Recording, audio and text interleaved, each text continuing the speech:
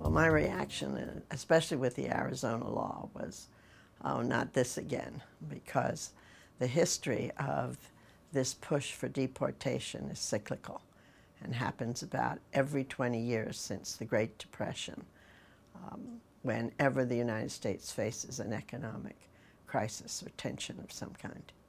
Well, first we pushed them out after the Great Depression, and following the Great Depression came World War II, so then we had to pull them all back in because there was a shortage of especially farm labor.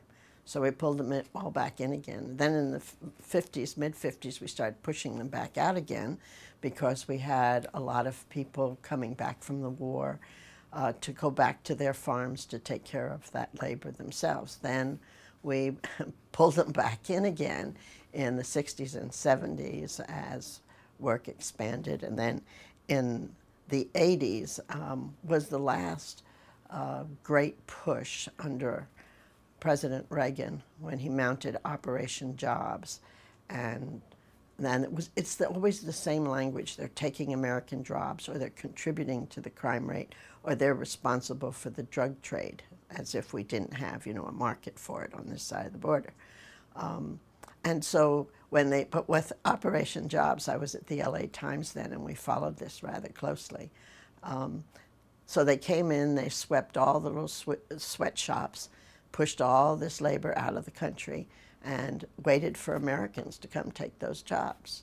And those that even explored them took one look at the labor practices in these places and the fact that they paid below minimum wage and said, no, thank you. Meanwhile, the owners of these shops sat back and said, we'll just wait till they come back again.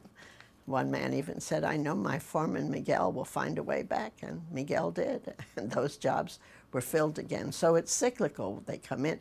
And more recently, here in Austin even, in fact, the Statesman wrote an article about the Mexican labor that we needed for the construction of homes during this big boom that was brought on by this mortgage fiasco, these subprime mortgages.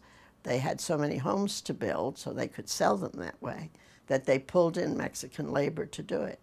And I knew when that was falling off, because in my neighborhood, I no longer heard the boom boxes with all the salsa stations, and the little taco trucks that came around at lunchtime stopped coming.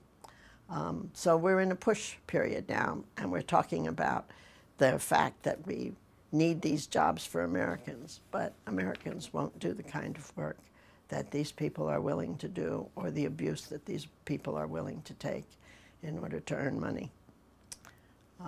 The saddest fallout of this is that it reignites racial tension, leads to a lot of hateful behavior, and in the deportation process, historically, we've deported Americans in the rush to deport all those people who look a particular way.